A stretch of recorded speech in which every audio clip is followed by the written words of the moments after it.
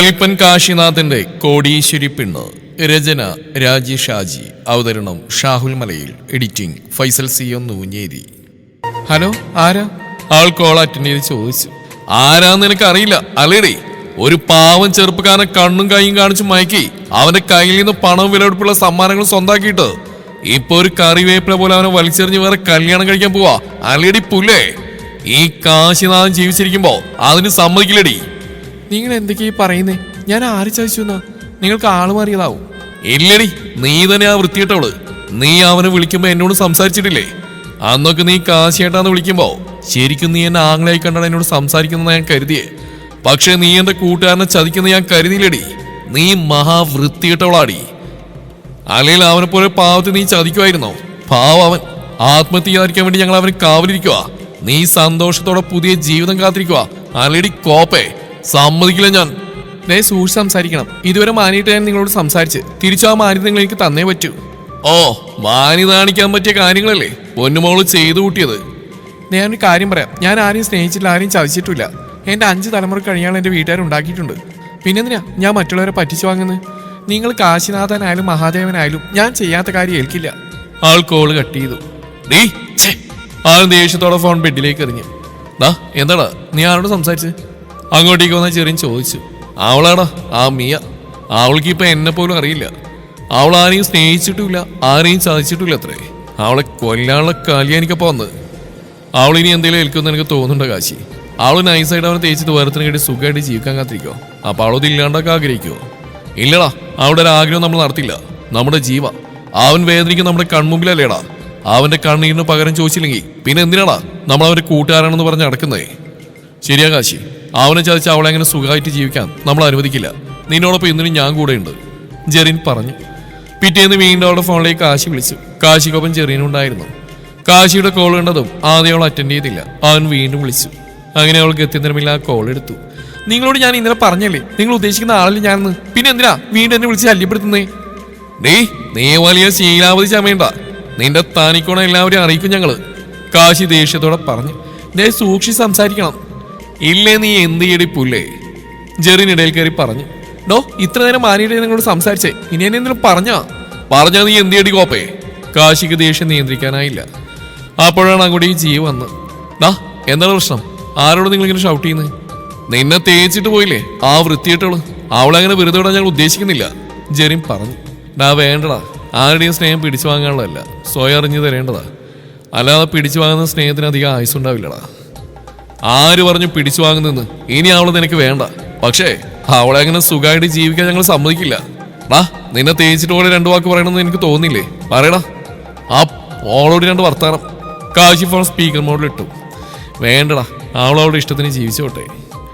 പുല്ലേ, നിനക്കെന്താ അവളോട് സഹതാപാണോ? സഹതാപൊന്നും അല്ലടാ. ഇപ്പൊ അവളോട് ഒരു തരത്തിലുള്ള വികാരം എനിക്കില്ല. അവളുടെ ശബ്ദം കേൾക്കുന്നത് എനിക്ക് ഇഷ്ടമല്ല. വിളിക്കണം അവളെ 2 തെറിയെങ്കിലും, ഞങ്ങളുടെ സമാധാനത്തിനെങ്കിലും, ജെറിൻ പറഞ്ഞു. നിങ്ങളെല്ലാവരും കൂടി എന്തിനാ ഇങ്ങനെ ശല്യപ്പെടുത്തുന്നത്? നിങ്ങൾ ആരാ? എന്താ നിങ്ങൾക്ക് വേണ്ടത്? ഫോൺ സ്പീക്കർ മോഡിലായത് കാരണം അവൾ പറഞ്ഞ എല്ലാവരും കേട്ടു. നീ കേട്ടില്ലേ? ഇത്രയൊക്കെ ചെയ്തിട്ട് അവൾക്ക് എന്തെങ്കിലും ഉളുപ്പുണ്ടോ നോക്കിയേ, ജെറിൻ പറഞ്ഞു. ഒന്ന് നിർത്ത്, ഇത് മീയല്ലോ. ജീവ അവരെ നോക്കി പറഞ്ഞു. അവളല്ലേ? അവളോട് ഞങ്ങൾ സംസാരിച്ചിട്ടുള്ളതല്ലേ? അവളുടെ നമ്പർ ഇതാണല്ലോ. നിന്റെ ഫോണിൽ നിന്ന് നമ്പർ എടുത്ത്. നീ ആ നമ്പറിൽ നിന്ന് കാണിച്ച്, ജിയോ പറഞ്ഞു. കാശി നമ്പർ അവനെ കാണിച്ചു. ഇത് 34 അല്ലേ? അവളുടെ നമ്പർ ലാസ്റ്റ് 43. എന്റെ കർത്താവെ, ചതിച്ചോ? ജെറിൻ തലക്ക് കൈവച്ചു. നീ തമാശവരല്ലേ? കാശി അവനോട് പറഞ്ഞു. തമാശയല്ല, നീ നോക്കിക്കേ. ജീവാന്റെ ഫോൺ എടുത്ത് മീയുടെ നമ്പർ അവരെ കാണിച്ചു. ആ രീതി ഇവർ എന്ത് ചെയ്യണമെന്നറിയാ പരസ്പരം നോക്കി. ഈ നേരം അത്രയും അവരുടെ സംസാരം ശ്രദ്ധിച്ചു നിൽക്കായിരുന്നു അവൾ. ഹലോ, അതെ. അവളുടെ ശബ്ദം വീണ്ടും മുഴങ്ങി. എന്താ നിങ്ങളൊന്നും മിണ്ടാത്തെ? ഇപ്പൊ ആർക്കൊന്നും പറയാനില്ലേ? അത് ഇപ്പൊ നിങ്ങള് സോറി കേട്ടോ, ഞങ്ങൾക്ക് ചെറുതായിട്ടൊന്ന് ആള് മാറിപ്പോയതാ, ജെറിൻ പറഞ്ഞു. ഓ അങ്ങനെയാണോ? ഇത് ഞാൻ പലതവണ നിങ്ങളോട് പറഞ്ഞില്ലേ? പക്ഷെ എന്റെ വാക്ക് കേൾക്കാതെ വായിൽ വന്നൊക്കെ നിങ്ങൾ രണ്ടുപേരും എന്നെ പറഞ്ഞില്ലേ? ഒന്ന് ക്ഷമിക്കും നിങ്ങളെ. എന്റെ സങ്കടം കണ്ടിട്ട് ഇവന്മാർ അവളോടുള്ള ദേഷ്യത്തിൽ പറഞ്ഞു പോയതാ. ഒരു സോറി കൊണ്ട് എന്നോട് പറഞ്ഞൊക്കെ തിരിച്ചെടുക്കാൻ അവർക്ക് ആവുമോ? പ്ലീസ്, ഞാൻ പറയുന്നത് കേൾക്കും നിങ്ങളെ. ഞങ്ങൾ അറിയാതെ മീയാണെന്ന് കരുതി, ജെറിൻ പറഞ്ഞു. ഞാൻ നിങ്ങൾ ഉദ്ദേശിക്കുന്ന ആളിൽ നിന്ന് പലതവണ പറഞ്ഞില്ലേ? എന്നിട്ട് എന്നെ ഒന്ന് കേൾക്കാൻ പോലും നിങ്ങൾ തയ്യാറായോ? ഇത്രയൊക്കെ കേട്ടിട്ട് ഞാൻ കംപ്ലൈന്റ് കൊടുക്കാത്തേ എന്റെ മര്യാദ. ഇനി നീ കൊണ്ടുപോയി കംപ്ലൈന്റ് കൊടുക്കണേ. കാശിക്ക് ദേഷ്യം വന്നു. കാശി നീ ഒന്നും മിണ്ടാണ്ടിരിക്കുക. ജീവയും ചെറിയ അവൾ തടഞ്ഞു. പിന്നല്ലാതെ സോറി പറഞ്ഞിട്ട് അവിടെ അഹങ്കാരം കണ്ടില്ലേ? കാശി ഒന്ന് നിർത്തടാ. ഓ ഇപ്പൊ ഞാൻ അഹങ്കാരിയായില്ലേ? ആൾക്ക് ദേഷ്യം വന്നു. പെങ്ങളെ പ്ലീസ്, അവനെതിരെ ദേഷ്യം കൂടുതലാ, ഒന്ന് ക്ഷമിച്ചേക്ക് പ്ലീസ്. അവളൊന്ന് മൂളി. ഇവന് മിയാന്നൊരു കുട്ടിയെ ഇഷ്ടമായിരുന്നു. 3 വർഷത്തോളം ഇവനോടൊപ്പം നടന്ന് ഇവന്റെ കയ്യിൽ നിന്ന് കിട്ടാവുന്നൊക്കെ വാങ്ങിയ ശേഷം അവൾ ഇവനെ നൈസായിട്ട് തേച്ചു. അതിന്റെ സങ്കടത്തിൽ ഇവൻ സൂയിസൈഡിന് ശ്രമിച്ചു. ഭാഗ്യം കൊണ്ട് രക്ഷപ്പെട്ടു. ഇപ്പോഴും അതിന്റെ മൈൻഡ് ഓക്കെ ആയിട്ടില്ല. അതിന്റെ സങ്കടത്തിലാ അവളാണ് താഴ്ന്നു കരുതി കാശി റിയാക്ട് ചെയ്തത്. നിങ്ങളുടെ സങ്കടം എനിക്ക് പറഞ്ഞാൽ മനസ്സിലാവില്ലോ, പക്ഷെ ശരിക്കുള്ള ആളാണെന്ന് പോലും നോക്കാതെ എന്തൊക്കെയാ വിളിച്ചു പറഞ്ഞേ?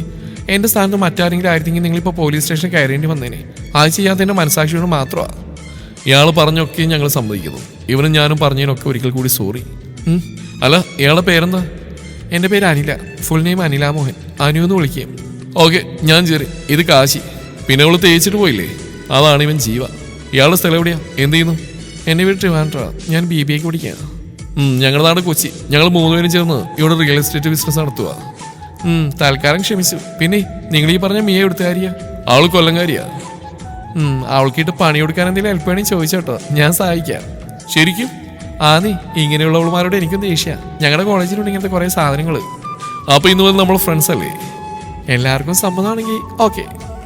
കാശി, നിന്റെ കാര്യം അവള് ചോദിച്ച്. അവനൊന്ന് മൂളി. അപ്പൊ പെങ്ങളെ ഓക്കെ, ഇത് കാശിയുടെ നമ്പരാ. എന്തെങ്കിലും ആവശ്യമുണ്ട് വിളിക്ക്. Okay bye. അവൾ കോൾ കട്ട് ചെയ്തു. അപ്പൊ അവര് നല്ല പയ്യന്മാരാ അല്ലേ മോളെ? ശരി അച്ഛാ. ഇന്നലെ അവരോട് സംസാരിച്ചപ്പോഴെനിക്ക് മനസ്സിലായത്. പിന്നെ അതിലൊരാൾക്ക് മാത്രം ഇത്തിരി ജാട കൂടുതലാ. കാശിയാണോ മോൾ ഉദ്ദേശിച്ച്? അതേ ശരിയമ്മേ, പുള്ളിക്കാരൊരു നടക്ക് പോകുന്നയാളില്ലെന്നാ തോന്നുന്നത്. കൂട്ടുകാരന് വേദനിച്ചപ്പോൾ ആ വേദന സ്വന്തം വേദനയായിട്ട് കാണാൻ ആ കൂട്ടുകാർക്ക് കഴിഞ്ഞല്ലോ. അപ്പൊ അവര് മനസ്സിൽ നന്മയുള്ളവരാ മോളെ, തോമസ് പറഞ്ഞു. അവരുടെ സംസാരത്തിൽ എനിക്കങ്ങനെ തോന്നിയോണ്ടാ അച്ഛാ ഞാൻ അവരുടെ ഫ്രണ്ട്ഷിപ്പ് ആക്സെപ്റ്റ് ചെയ്തേ. ഇങ്ങനെയുണ്ടല്ലോ പെൺപിള്ളേര്. പാവം പിടിച്ച ആൺപിള്ളേരെ സ്നേഹം നടിച്ച് കൂടെ കൂട്ടി ആമാരുടെ കയ്യിൽ നിന്ന് കാശും വിലപിടിപ്പുള്ളതൊക്കെ സ്വന്താക്കി ഒടുവിലെ കറിവേപ്പില പോലെ തള്ളിക്കളയുന്ന ഇതുങ്ങളൊക്കെ എന്താ ചെയ്യുക? പാർവതി പറഞ്ഞു. അച്ഛമ്മക്ക് അറിയാനിട്ടാ ഇപ്പൊ ഇങ്ങനെയുള്ള പെൺപിള്ളേരാ കൂടുതലും, മറ്റുള്ളവരെ കൂടി പറയിപ്പിക്കാനായിട്ട്. എന്തായാലും മോളല്ല അവളെന്ന് മനസ്സിലാക്കിയവർ സോറി പറഞ്ഞില്ലേ? ആ ഒരു നല്ല മനസ്സുള്ളവർ തന്നെയാ. അതേതായാലും നന്നായി. മോളെ കുറിച്ചുള്ള തെറ്റിദ്ധാരണ മാറിയല്ലോ, മോഹൻ പറഞ്ഞു. മതി മതി, വിശേഷമൊക്കെ പറഞ്ഞു. എനിക്ക് വിശക്കുക, വല്ലതും തായോ? അയ്യോ, കാര്യം പറഞ്ഞതിന് സമയം പോയത് അറിഞ്ഞില്ല. മോളിരിക്കെ, ചെറിയമ്മ കഴിക്കാനെടുക്കാം. വേണ്ട ലക്ഷ്മി, നീ ഇരിക്ക്, ഞാൻ മോൾക്ക് ഭക്ഷണം കൊടുക്കാം. ഗൗരി കിച്ചണിലേക്ക് പോയി. മോളെ ഭക്ഷണം കഴിക്കാവാ, ഗൗരി വിളിച്ചു. അനു ഡൈനിങ് ഹാളിലേക്ക് പോയി. മറ്റുള്ളവർ അവരവരുടെ തിരക്കുകളിലേക്കും. 2 ദിവസം കഴിഞ്ഞ് അനു കാശിയുടെ ഫോണിലേക്ക് വിളിച്ചു. ഹലോ. ഹലോ, ഞാൻ അനുവാ. മനസ്സിലായി, പറ. അല്ല, അത് പിന്നെ മിയെ വിളിച്ചോന്നറിയാൻ. ഇല്ല, വിളിച്ചില്ല. അതെന്താ? അവളോട് 2 വാക്കെങ്കിലും പറയാതെ അവൾ അവളുടെ ഇഷ്ടത്തിന് ജീവിക്കാൻ വേണ്ടി വേണം. അവളുടെ കാര്യത്തിൽ ഞങ്ങൾക്കുള്ളതിനേക്കാൾ ദേഷ്യം ഇപ്പൊ തനിക്കാണെന്ന് തോന്നുന്നല്ലോ. ആണെന്ന് കൂട്ടിക്കോ. അവളുകാരൻ നിങ്ങളുടെ വായിന്ന് കുറെ തെറി കേൾക്കേണ്ടി വന്നില്ല എനിക്ക്. ആ ദേഷ്യം അവളോട് ഉണ്ടെന്ന് കൂട്ടിക്കോ. എന്താ കൂടുന്നോ അവളോട് പ്രതികാരം ചെയ്യാൻ? എന്നെ കൂട്ടിക്ക് ഞാൻ റെഡിയാ. ഞാൻ തമാശ പറഞ്ഞല്ല, ഐ ആം സീരിയസ്. അല്ല, കൂട്ടുകാരൊക്കെ എവിടെ? ഇവിടെ ഉണ്ട്. ദേ എത്തിയല്ലോ. ആരാടാ? അങ്ങോട്ടേക്ക് വന്ന ചെറിയ ജീവൻ ചോദിച്ചു. ഇത് അനുവാ, കാശി പറഞ്ഞു. ഹലോ അനുമോളെ, സുഖാണോ? സുഖ. നിങ്ങൾക്കോ? നീ ഞാൻ വിളിച്ചതേ അവൾക്കിട്ട് എന്തെങ്കിലും പണിയെടുത്തോന്നറിയാനാ. ഇല്ല, പക്ഷെ കൊടുക്കണം. ജിയ പറഞ്ഞു എന്നെ ചാദിച്ച് അവൾ അങ്ങനെ സുഖമായിട്ട് ജീവിക്കാൻ അവളെ സമ്മതിക്കില്ലെന്ന്. എനിക്കൊരു ഐഡിയ തോന്നുക. ഇതേറ്റ് അവൾക്കിട്ട് നമുക്ക് കൊടുക്കാൻ പറ്റുന്ന മുട്ടം പണിയാവത്. എന്താ മോളെ, നീ കൂടെ നിൽക്കുവോ? ജെറിൻ ചോദിച്ചു. എന്നെ കൊണ്ട് പറ്റുന്നതാണ് ഞാൻ ഓക്കെ. എന്താണ് നിന്റെ ഐഡിയ? കാശി ചോദിച്ചു. അത് കുറച്ച് റിസ്ക് ആണ്, പക്ഷെ നമ്മൾ 4 പേരും കൂടി വിചാരിച്ചാൽ കേൾക്കും. പക്ഷെ അതിനു മുമ്പ് അനുവിനൊരു കാര്യം ചോദിക്കണം. മോള് വീട്ടിലാരൊക്കെയുണ്ട്?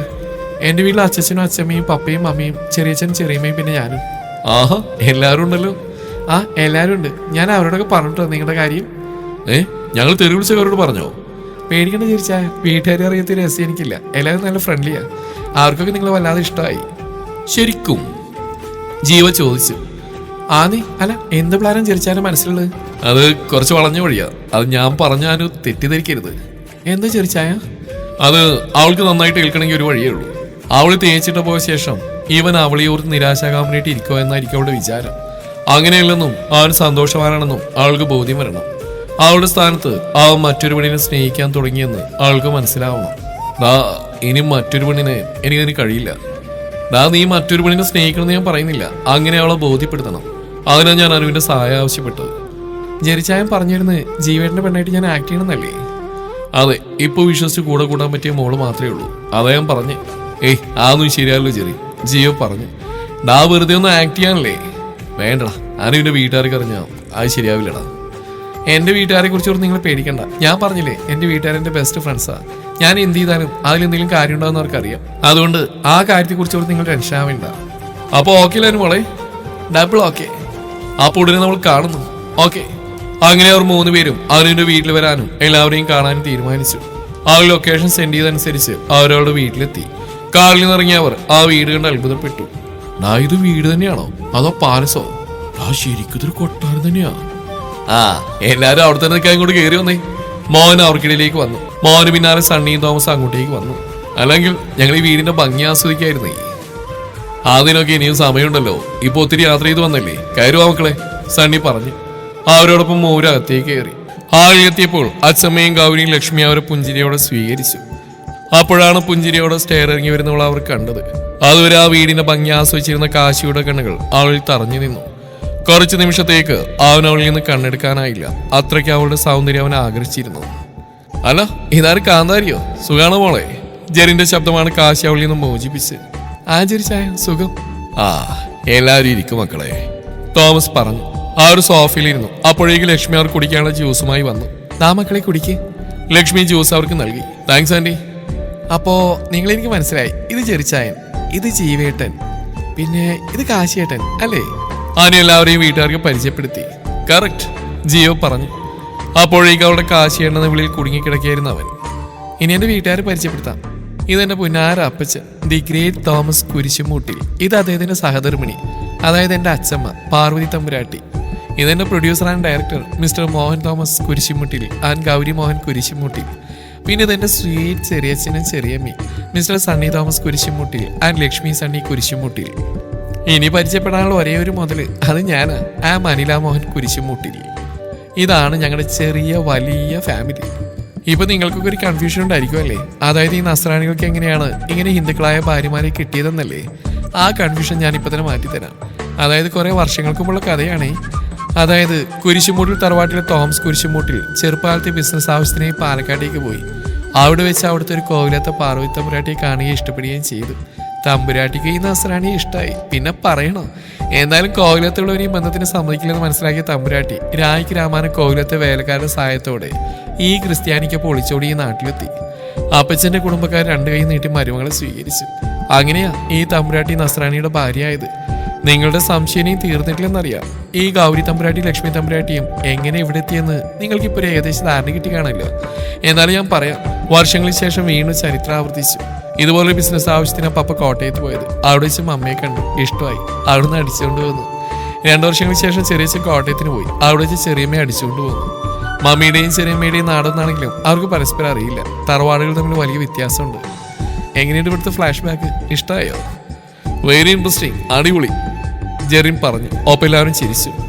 അല്ല, മോള് പാരമ്പര്യം പിന്തുടരാൻ വല്ല ഉദ്ദേശമുണ്ടോ? ജീവ ചോദിച്ചു. ഏതെങ്കിലും നല്ലൊരെണ്ണത്തിന് ഒത്തുകിട്ടിയാ ഞാനൊരു കൈ നോക്കും, അവൾ പറഞ്ഞു. അങ്ങനെ അവരുടെ കളിയും ചിരികളുമായി അന്ന ദിവസം അങ്ങനെ പോയി. കാശിക്കും ജീവക്കും ചെറിയനെ അവരെ വല്ലാതെ ഇഷ്ടപ്പെട്ടു. അനുവിന്റെ വീട്ടുകാർക്കും 3 ചെറുപ്പക്കാരെ ഇഷ്ടമായി. അവരുടെ എന്താവശ്യത്തിനും ഒപ്പുണ്ടാവുമെന്ന് അനുവിന്റെ വീട്ടുകാർ ഉറപ്പ് നൽകി. അങ്ങനെ അവരുടെ പ്ലാൻ അന്ന് മുതൽ ആരംഭിച്ചു. മിയ പോവാനിടയുള്ള സ്ഥലങ്ങളിലെല്ലാം അവർ 4 പേര് എത്തി. അവള് പുതിയ കാമുവിനോടൊപ്പം അടിച്ചു പൊളിക്കായിരുന്നു മിയ. ഈ കൂട്ടുകാരും ഇവരുടെ പ്ലാനിങ് തുടങ്ങിക്കഴിഞ്ഞിരുന്നു. ഒരു ദിവസം പാർക്കിൽ മിയ അവളുടെ പുതിയ കാമുവിനും കൂടി ഇരിക്കുകയായിരുന്നു. അവിടേക്ക് അവർ 4 പേര് എത്തി. കാശിയും ചെറിയനും മറഞ്ഞു നിന്നു. ജീവയാനുവിനെ അവർക്ക് അടുത്തേക്ക് അയച്ചു. മിയയും കാമുവിനെ ഇരിക്കുന്നതിന് കുറച്ച് മാറി ജീവയാനു ഇരുന്നു. മിയയുടെ ശ്രദ്ധ അവരിലേക്ക് ആകർഷിക്കാൻ അവർ മാക്സിമം ശ്രമിച്ചു. മിയ അവരെ കണ്ടു. അവൾക്ക് തന്റെ കണ്ണുകൾ വിശ്വസിക്കാനായില്ല. കുറച്ചു നാൾ മുമ്പ് വരെ തന്നെ മാത്രം സ്നേഹിച്ച് തന്നോടൊപ്പം നടന്ന തന്റെ കാമുവിന് ഇപ്പോൾ മറ്റൊരു പെണ്ണിനോടൊപ്പം ചിരിച്ചു കളിച്ചിരിക്കുന്നു. അവൻ അവളെ ചേർത്ത് പിടിക്കുന്നു. അവളെ ഉമ്മ വെക്കുന്നു. അവളുമായി ഐസ്ക്രീം നുണയുന്നു. ഒക്കെ അവൾക്ക് സഹിക്കാവുന്നതിലും അപ്പുറമായിരുന്നു. ബീച്ചിൽ വെച്ച് അവൻ അവളുടെ കയ്യിൽ ഡയമണ്ട് റിംഗ് അണിയിച്ചു. അതുകൂടി ആയതോടെ മിയയുടെ സകല നിയന്ത്രണം നഷ്ടപ്പെട്ട് അവൾ അവർക്കടുത്തേക്ക് വന്നു. ജീവ, എന്താ, നിങ്ങൾ ആരാ? അവന് ചോദിച്ചു. ഞാൻ ആരാണെന്ന് നിനക്കറിയില്ലായിരിക്കും, പക്ഷെ ഇവനറിയാൻ നന്നായിട്ട്. മിയ ജീവയെ നോക്കി. പക്ഷെ അവന്റെ മുഖത്ത് പുച്ഛഭാവമായിരുന്നു അവൾ കണ്ടത്. നീ എന്നെ ചതിക്കായിരുന്നു അല്ലേ? മായ അവന്റെ കോളർ പിടിച്ചു. അവളുടെ പുതിയ കാമുകൻ അവൾക്കടുത്തേക്ക് വന്നു. നീ എന്തായി കാണിക്കുന്നത്? ഇവനാരാ? അയാൾ ചോദിച്ചു. പറഞ്ഞു കൊടുക്കടി അവനോട് ഞാൻ ആരാണെന്ന്. ജീവ അവളെ തുറിച്ചു നോക്കി. പിന്നെ ഞാൻ നിന്നെ ചതിച്ചു എന്നാ നീ പറയുന്നത്? ഞാനാണോ നിന്നെ ചതിച്ച് അതോ എന്നോട് സ്നേഹം നടിച്ച് എന്നോടൊപ്പം നടന്ന് എന്റെ കയ്യിൽ നിന്ന് കിട്ടാവുന്നൊക്കെ സ്വന്തമാക്കി ഒടുവിലൊരു കറിവേപ്പില പോലെ നീ എന്നെ ചവിട്ടി തേച്ചില്ലേ? നീ എന്തായിരുത്തിയത്? നീ പോയി കഴിഞ്ഞാൽ ആത്മഹത്യ എന്നോ അതോ നിരാശകാമുനായി പാട്ടും പാടി നടക്കുമെന്നോ? ഈ ജീവൻ അതിന് കിട്ടില്ല. നീ പോയെങ്കിൽ നിന്നെക്കാളും സൗന്ദര്യവും കോടിക്കണക്കിന് ആസ്തിയുള്ള ഇവിടെ എനിക്ക് കിട്ടി. എന്തായാലും നിന്നോടൊരു ബിഗ് താങ്ക്സ് ഉണ്ട്. നീ പോയതുകൊണ്ടല്ലേ ഇവളെ എനിക്ക് കിട്ടിയത്. ഇപ്പൊ എന്റെ ചെലവിലല്ല ഇവള് കഴിയുന്നത്. ഇവളുടെ വീട്ടുകാർ ഇവളെ പോലെ 10 തലമുറ കഴിയാനുള്ള ഉണ്ടാക്കിയിട്ടുണ്ട്. ആളുടെ ചെലവിലാ ഞാനിപ്പോ കഴിയുന്നത്. പിന്നെ ഇത് എന്റെ പെണ്ണിന് ആദ്യമായിട്ട് ഞാൻ കൊടുക്കുന്ന സമ്മാനം. അത് നിനക്ക് ഞാൻ തന്നിട്ടുള്ളതിനേക്കാൾ വിലപിടിപ്പുള്ളതാണെന്ന് എനിക്ക് നിർബന്ധമുണ്ടായിരുന്നു. അതാ ഞാൻ ഈ ഡയമണ്ട് റിങ് തന്നെ വാങ്ങിയത്. മിയ, എന്തൊക്കെയാ ഞാൻ ഈ കേൾക്കുന്നത്? നിനക്ക് വേറെ ലവറുണ്ടായിരുന്നോ? അവളുടെ കാമുകൻ അവളോട് ചോദിച്ചു. എന്റെ അറിവിലൊന്നേ ഉള്ളൂ. ഇനി അറിയാത്തതായിട്ട് എത്രയുണ്ടെന്ന് നീ തന്നെ ചോദിച്ചു നോക്ക്. ഒരു കാര്യം ഞാൻ പറയാം, നീ ഇവളെ അമിതമായി വിശ്വസിക്കരുത്. വിശ്വസിച്ച എന്റെ അവസ്ഥ തന്നെ നിനക്ക് വരും. അത് നീ ഓർത്തോ. വാ മോളെ. ജീവാനുവിനെ ചേർത്ത് പിടിച്ച് അവിടെ തിരിഞ്ഞടന്നു. ജീവയെ നഷ്ടപ്പെടുത്തിയതോർത്ത് മിയയുടെ ഉള്ളെന്ന് ആദ്യമായി വേദനിച്ചു. മിയ, താൻ അവനെ ചതിക്കുകയായിരുന്നോ? കൂട്ടത്തിൽ എന്നെയും അല്ലേ? ഇല്ല, ഇനി നമ്മൾ തമ്മിലൊരു ബന്ധവുമില്ല. അവനവിടെ തിരിഞ്ഞടന്നു. മനു പോലെ, മനു ഞാൻ പറയുന്ന കേൾക്ക് പ്ലീസ് മനു. പക്ഷെ ഒന്നും കേൾക്കാതെ തിരിഞ്ഞടന്നു. മനു അവളോട് ഇരുന്ന് പൊട്ടിക്കരഞ്ഞു. കുറച്ചു നേരം കഴിഞ്ഞ് ജീവയാനും അവർക്കടുത്തേക്ക് വന്നു. ഡേ, നിനക്ക് കരയാനൊക്കെ അറിയോ? കരയടി, നീ നെഞ്ചു പൊട്ടി കരയും. കാരണം ഇതിനേക്കാൾ കൂടുതൽ ഞാൻ കരഞ്ഞതാ. നീ എത്ര കരഞ്ഞാലും അതിന് പകരാവില്ല. ജീവ അവളോട് പറഞ്ഞു. അവൾ ദേഷ്യത്തോടെ ചാടി എഴുന്നേറ്റ് അവനെ കോളിൽ പിടിച്ചു. നീ എന്നെ വിടറി ജീവട്ടനെ, ഡീ വിടാൻ. അവനവളോട് ദേഷ്യപ്പെട്ടു. എനിക്കിപ്പോ എന്റെ ഏട്ടനെ തൊടാൻ പോലുള്ള അവകാശമില്ല. ഈ ശിക്ഷ നീ ചോദിച്ചു വാങ്ങിയതാ. അതുകൊണ്ട് നിന്റെ കൺമുമ്പിൽ ഞങ്ങൾ ജീവിക്കുന്നുണ്ട്, നീ കരയണം. അതിനുവേണ്ടി മാത്രം ഞങ്ങളിപ്പോ നിന്റെ മുന്നിൽ വന്ന് വായേട്ടാ. അവന്റെ കൈ പിടിച്ച് അവിടുന്ന് പോയി. മിയ വീണ്ടും നിലത്തിരുന്ന് പൊട്ടിക്കരഞ്ഞു. എങ്ങനെയാണ് ചെറിച്ചാ ഞങ്ങളുടെ ആക്ടിങ്? സൂപ്പർ അല്ലേ? ആരും ചെറിയനെ ഈ കാശിയുടെ അടുത്തൊന്ന് ചോദിച്ചു. പിന്നെ പൊളിച്ചില്ലേ? എന്തായാലും നിങ്ങളിൽ നിന്ന് ഞങ്ങൾ ഇത്രയും പ്രതീക്ഷിച്ചില്ല. അടിപൊളി. എന്തായാലും അവൾ കാര്യമായിട്ട് തന്നെ ഏറ്റിട്ടുണ്ട്. അത്രയ്ക്ക് പെർഫെക്റ്റ് ആയിരുന്നു രണ്ടുപേരും. Thank you. ആരും അല്പം ഗമയോടെ പറഞ്ഞു.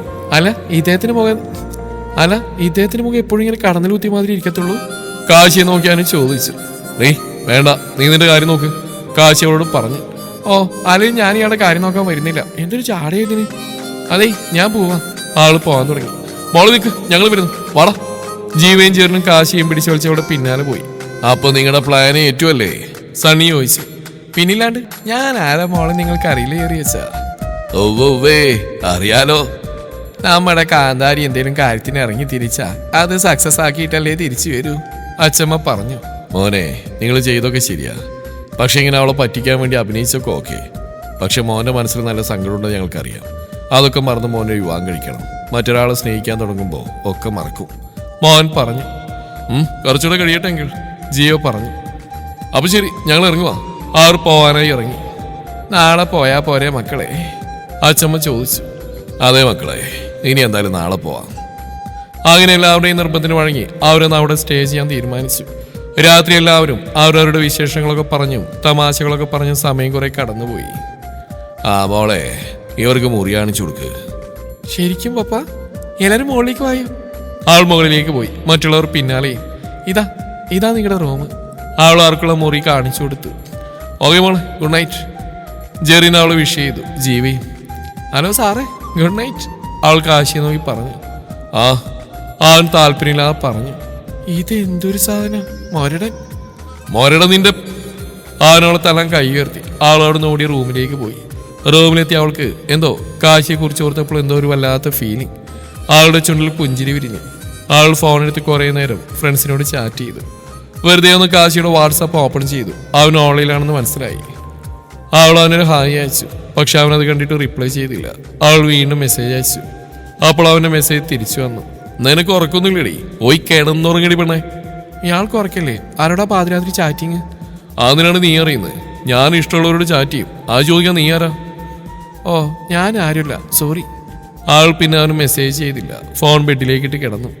എന്തുകൊണ്ടോ അവളുടെ ഉള്ള അന്നാദ്യമായി വേദനിച്ചു. കാശിക്ക് ഉറക്കം വന്നില്ല. അവളോട് അങ്ങനെ പറയണ്ടായിരുന്നു.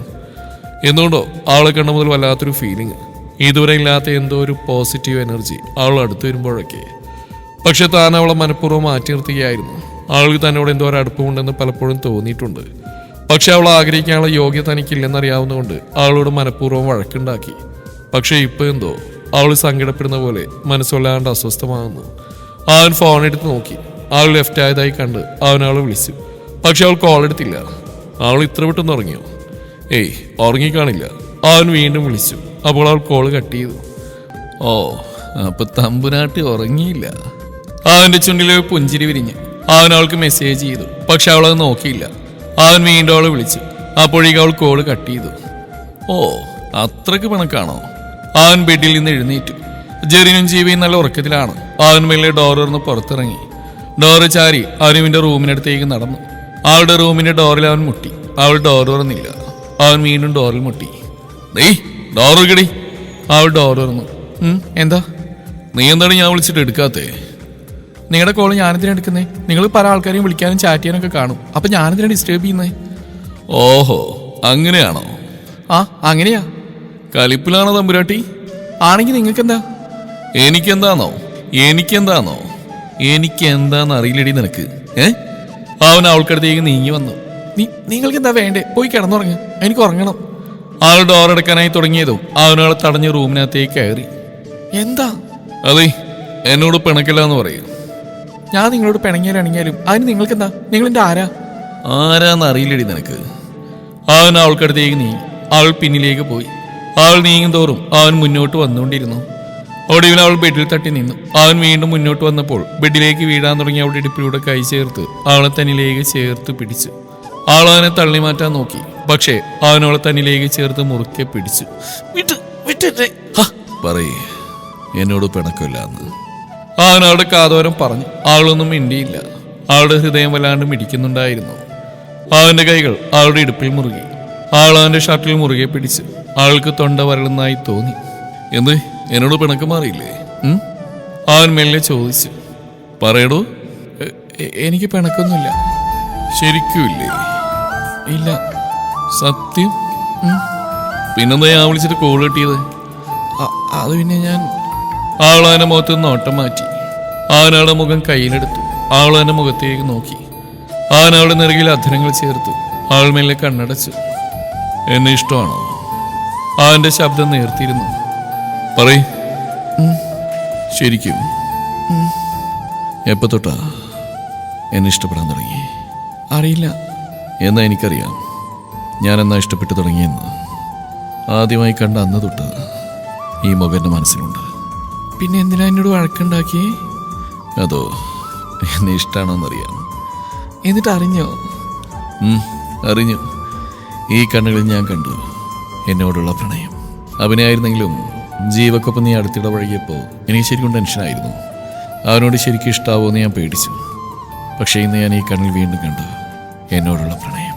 ഞാൻ അവോയ്ഡ് ചെയ്തപ്പോൾ ഈ മിഴികളിലെ സങ്കടം ഞാൻ ശരിക്കും അറിഞ്ഞു. എനിക്ക് വേണം പെണ്ണെ നിന്നെ ആഗ്രഹിക്കാനുള്ള യോഗ്യത ഒന്നും എനിക്കില്ല. പക്ഷേ നിന്നെ ഇന്ന് നഷ്ടപ്പെടുന്നു. അന്ന് ഈ കാശിനാഥൻ്റെ മരണമാണ്. ഏയ്! അവൾ എൻ്റെ വായ പൊത്തി. വേണ്ട എന്നത്തിൽ അവൾ തലയലിപ്പിച്ചു. അവനവളുടെ മൃദുവാർന്ന കൈ പിടിച്ച് മെല്ലെ ഉമ്മ വെച്ചു.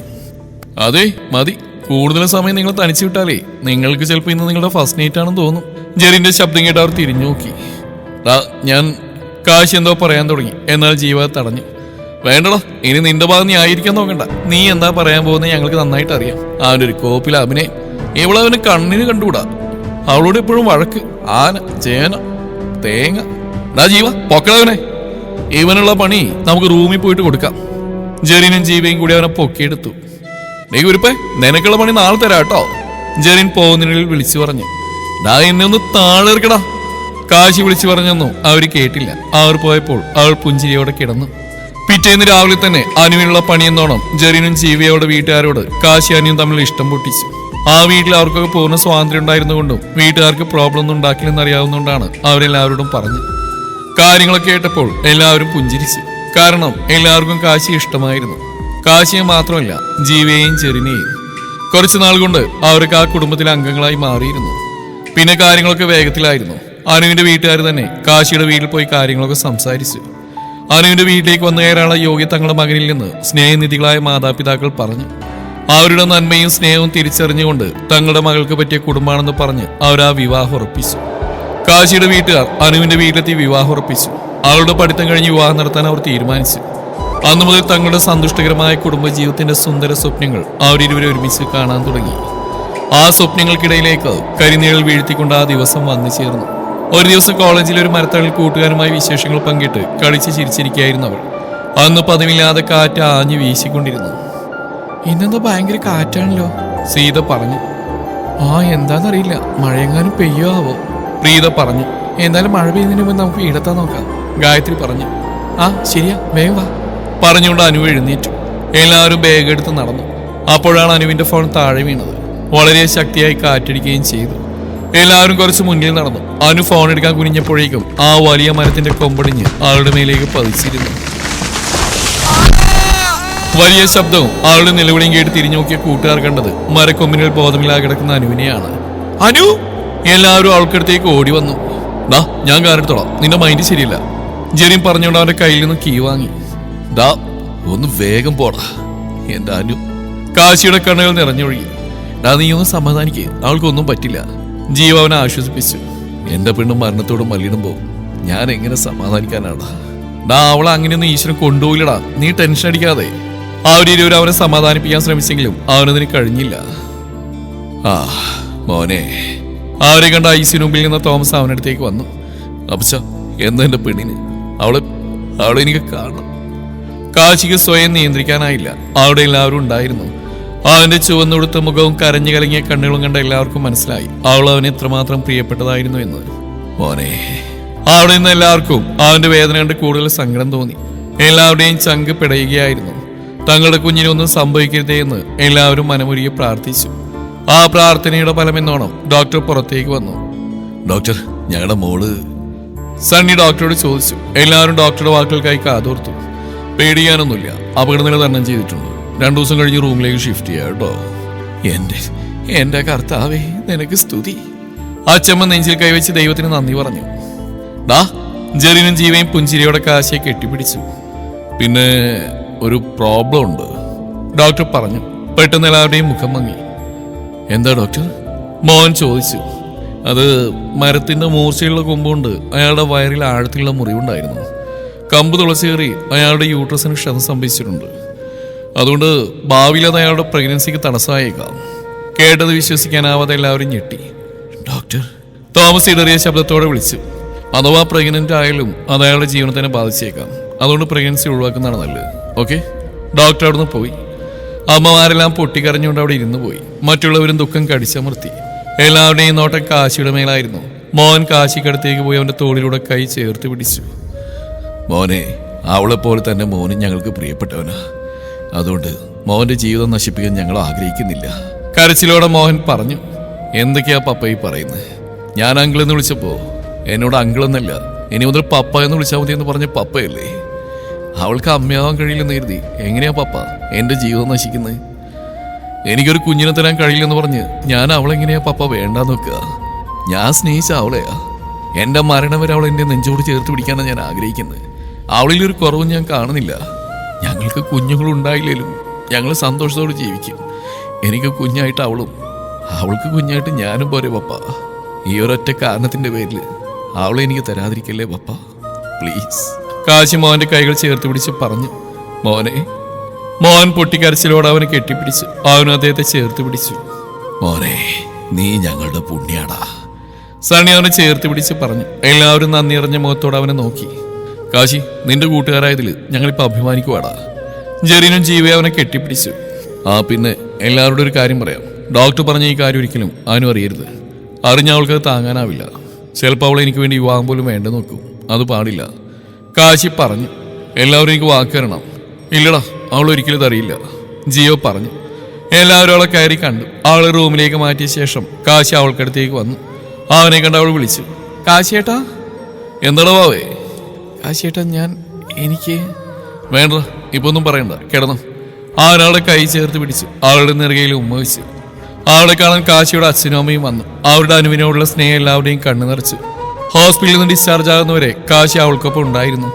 അവളെ വീട്ടിൽ കൊണ്ടുവന്ന ദിവസം അവനും ഒപ്പം വന്നിരുന്നു. എന്നാ ഞാൻ പൊക്കോട്ടെ? ഇനി എപ്പോഴാ കാണുക കാശിയേട്ടാ? എപ്പോൾ എന്നെ കാണാൻ തോന്നിയാലും ഒരു കോള്. അപ്പോഴേക്കും ഞാനിവിടെ പറന്നെത്തില്ലേ? അവളൊന്ന് പുഞ്ചിരിച്ചു. ഒപ്പം അവനും. അങ്ങനെ എത്രയും വേഗം കാശി അവളെ സ്വന്തമാക്കി. അവന്റെ കൈ പിടിച്ച് പുതിയ ജീവിതത്തിലേക്ക് കാലെടുത്ത് വെക്കുമ്പോൾ വീട്ടുകാരെ പിരിയുന്ന ദുഃഖം അവളിൽ കണ്ണുനീരായി ഒഴുകി. എന്നാൽ അവന്റെ ചേർത്ത് പിടിക്കലിൽ അവൾക്ക് അല്പം ആശ്വാസം ലഭിച്ചു. വീട്ടുകാർക്കും അവരുടെ ചങ്കിപിടയുന്ന വേദനയായിരുന്നു. കാശിക്കൊപ്പം കാറിൽ അവന് നെഞ്ചോട് ചേർന്ന് ആ കരവലയത്തിൽ അവളുടെ സങ്കടം അവൾ ഒഴുക്കി. കാശിയുടെ അമ്മ കൊടുത്ത നിലവിളക്കം വാങ്ങി ആ വീടിന്റെ മഹാലക്ഷ്മിയായി വലതുകാൽ വെച്ച് അവൾ കാശിയോടൊപ്പം വീട്ടിലേക്ക് കയറി. ആളും ആരവങ്ങളും ഒഴിഞ്ഞ് അവൻ്റേത് മാത്രമായ ആ നെഞ്ചിലേക്ക് ഒതുങ്ങുമ്പോൾ അവളുടെ വീട്ടുകാരെ പിരിഞ്ഞ ദുഃഖം മാറിയിരുന്നില്ല. തന്റെ കരവലയത്തിൽ തന്റെ പെണ്ണിനെ പൊതിഞ്ഞു പിടിച്ച് അവളുടെ മുടിയിഴകളിൽ തലോടി അവളുടെ സങ്കടം മാറ്റാൻ അവൻ ശ്രമിച്ചുകൊണ്ടിരുന്നു. അവന്റെ സ്നേഹചുംബനങ്ങളിലൂടെ അവന്റെ തലോടലുകളിലൂടെ അവൾ മെല്ലെ സങ്കടങ്ങൾ മറക്കാൻ ശ്രമിച്ചു. ഒടുവിൽ മെല്ലെ അവൻ തന്റെ പ്രണയം ഒരു ചെറുനോവോടെ അവളിലേക്ക് പകർന്നു നൽകി. ഓരോ തവണ അവളിൽ അലിഞ്ഞു ചേരുമ്പോഴും അവന്റെ രക്തം അവളുടെ ഉദരത്തിൽ പിറക്കാതിരിക്കാൻ അവൻ ശ്രദ്ധിച്ചു. ഇതുകൊണ്ട് അവളിലൊരു സംശയമുണ്ടായി. ഒരു ദിവസം അവൾ അതേപറ്റി ചോദിച്ചു. പക്ഷേ ഇപ്പൊ നമുക്ക് കുഞ്ഞു വേണ്ട, നമ്മുടെ ജീവിതം ആസ്വദിച്ചിട്ട് മതിയെന്ന് അവൻ പറഞ്ഞു. എന്നാൽ കുഞ്ഞുങ്ങളെ കാണുമ്പോഴുള്ള അവന്റെ സന്തോഷം, അവരോടൊപ്പമുള്ള കളിച്ചിരികൾ, അതൊക്കെ അവളിൽ വീണ്ടും സംശയമുണ്ടാക്കി. കേട്ടോ അമ്മേ, കാശിയുടെ കുഞ്ഞുങ്ങൾ ഭയങ്കര ഇഷ്ടാട്ടോ. പക്ഷെ സ്വന്തമായിട്ട് ഇപ്പൊ കുഞ്ഞു വേണ്ടെന്നാ പറയുന്നേ. സ്വന്തം കുഞ്ഞാകുമ്പോ എപ്പോഴും താലോലിക്കാൻ പറ്റില്ലേ? അത് പറഞ്ഞെന്റെ കെട്ടിയവന് മനസ്സിലാവണ്ടേ? അവരൊരിക്കൽ കാശിയുടെ അമ്മയോട് പറഞ്ഞു. അത് കേട്ട ആ അമ്മയുടെ ഉള്ളം വേദനിച്ചു. ആ വേദന കണ്ണുനീരായി ഒഴുകി. അമ്മേ, അമ്മ ഇതിനെ കരയുന്നേ? ഏയ് ഒന്നില്ല മോളെ. എന്തോ ഉണ്ട്. എന്താ അമ്മേ കാര്യം? ഏയ് ഇല്ല മോളെ.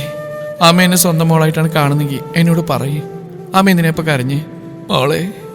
ആ അമ്മ ഒരു പൊട്ടിക്കരച്ചിലൂടെ അവളെ കെട്ടിപ്പിടിച്ചു. അവളിലെ സംശയം വർദ്ധിച്ചു. അപ്പോഴാണ് അവിടെ ഈ കാശി വന്ന്. എന്താമ്മേ അമ്മ ഇതിനെ കരയുന്നേ? ആരുണ്ടായതൊക്കെ അവനോട് പറഞ്ഞു. അവന് മുഖം മങ്ങി. അത് അവൾ ശ്രദ്ധിച്ചു. കാശിയേട്ടാ, നിങ്ങളെല്ലാവരും എന്നിൽ എന്തെങ്കിലും മറക്കുന്നുണ്ടോ? ഏയ് എന്തിന്? വേണ്ട കാശിയേട്ടാ, എനിക്കറിയണം. പറയൂ പ്ലീസ്. നിങ്ങളുടെയൊക്കെ ഉള്ളിലുള്ള സങ്കടം എന്താ? പറയൂ കാശിയേട്ടാ. നീ വാ. അവൻ അവളെയും കൂട്ടി മുറിയിലേക്ക് പോയി. പറയൂ കാശിയേട്ടാ. മോളെ, എനിക്ക് സത്യം മാത്രം അറിഞ്ഞാൽ മതി. അമ്മ എന്തിനാ കരഞ്ഞേ?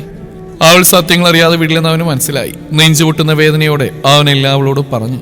കുറച്ചു നേരം അവൾ നിന്നു നിൽപ്പിൽ തന്നെ നിന്നുപോയി. മോളെ, അവൻ വന്ന് തോളിൽ പിടിച്ചപ്പോൾ അവൾ ഒരു പൊട്ടിക്കരച്ചിലൂടെ അവന്റെ നെഞ്ചിലേക്ക് വീണു. എന്തിനാ കാശിയായിട്ട് ഈ ഒന്നിനും കൊള്ളാത്തവള്? ഏയ്, അവനവളുടെ വാപുത്തി. ഏയ്, ആരാ പറഞ്ഞേ നീ ഒന്നിനും കൊള്ളാത്തവളാണെന്ന്? നീ എന്റെ പ്രാണനല്ലേടി പെണ്ണേ. എന്റെ കാശിയേട്ടന് കുഞ്ഞിനെ തരാൻ പോലും എനിക്ക് വേണ്ട. ഒന്നും പറയണ്ട. വേണ്ട, ഒന്നും പറയണ്ട. എനിക്ക് കുഞ്ഞായിട്ട് നീയും, നിനക്ക് കുഞ്ഞായി ഞാനും പോരെ പെണ്ണേ. കാശിയേട്ട. ആളവനെ കെട്ടിപ്പിടിച്ച് പൊട്ടിക്കരഞ്ഞു. അവനവളെ തന്നെ നെഞ്ചോട് ചേർത്ത് പിടിച്ചു. അന്ന് രാത്രി. കാശിയേട്ട, ഞാനൊരു ആഗ്രഹം പറയാൻ സാധിച്ചു തരുമോ? എന്റെ പെണ്ണിന്റെ ഏതാഗ്രഹം ഞാൻ സാധിച്ചില്ലേ? എന്താ എന്റെ മുത്തിന് വേണ്ടത്? അത് ഒരു തവണയെങ്കിലും എന്റെ കാശിയേന്റെ പേര് എന്റെ ഉള്ളിലേക്ക് തരൂ പ്ലീസ്. ഏയ്, അത് മാത്രം എന്നോട് പറയല്ലേ മോളെ. വേണം കാശിയേട്ട, ഒരു തവണ, ഒരേ ഒരു തവണ മാത്രം പ്ലീസ്. അവളുടെ കെഞ്ചിൽ അവനെ കാണാതിരിക്കാനായില്ല. അന്ന് രാത്രി എല്ലാം മറന്ന് അവൻ ആവേശത്തോടെ അവളിലേക്ക് പെയ്തിറങ്ങി. അതിന്റെ പരിണിതഫലമെന്നോണം കുറച്ചു ദിവസത്തിന് ശേഷം അവന്റെ ജീവന്റെ തുടിപ്പ് അവളുടെ ഉദരത്തിൽ ജന്മമെടുത്തു. എല്ലാവരും ഞെട്ടി. കാശി വേദനയോടെ അവളെ നോക്കി. ഈ കുഞ്ഞ് വേണ്ടെന്ന് വെക്കാൻ അവൻ പറഞ്ഞു. എന്നാൽ തന്റെ ഉള്ളിലെ ജീവനെ ഇല്ലാണ്ടാക്കിയാൽ താനും മരിക്കുമെന്ന് അവൾ പറഞ്ഞു. വേദനയോടെ ഓരോ ദിവസം അവൻ തള്ളി നീക്കി. അവൻ എപ്പോഴും അവൾക്ക് കാവലിരുന്നു. ഒടുവിൽ അവൾ ലേബർ റൂമിലേക്ക് പോയപ്പോൾ സകല ദൈവങ്ങളെയും വിളിച്ച് കരഞ്ഞു. തന്റെ പെണ്ണിനെയും തങ്ങളുടെ കുഞ്ഞിനെയും ഒരാപത്തും കൂടാതെ തരണമേ എന്ന് അവൻ പ്രാർത്ഥിച്ചു. ദൈവം പ്രാർത്ഥന കേട്ടു. അവന്റെ പെണ്ണിനെയും ഒരു പൊന്നോമന മകനെയും അവർക്ക് നൽകി. ഇന്ന് അവരുടെ ജീവിതം എത്രമേൽ സുന്ദരമാണെന്ന് അവർക്ക് തന്നെ അറിയില്ല. ഈ ലോകത്തിലെ ഏറ്റവും ഭാഗ്യം ചെയ്ത ഭാര്യ ഭർത്താക്കന്മാരാണ് തങ്ങളെന്ന് അവർക്ക് തോന്നി. ഇനി അവർ ജീവിക്കട്ടെ, തന്റെ പൊന്നോമനയുമായി കൊതി തീരുവോളം.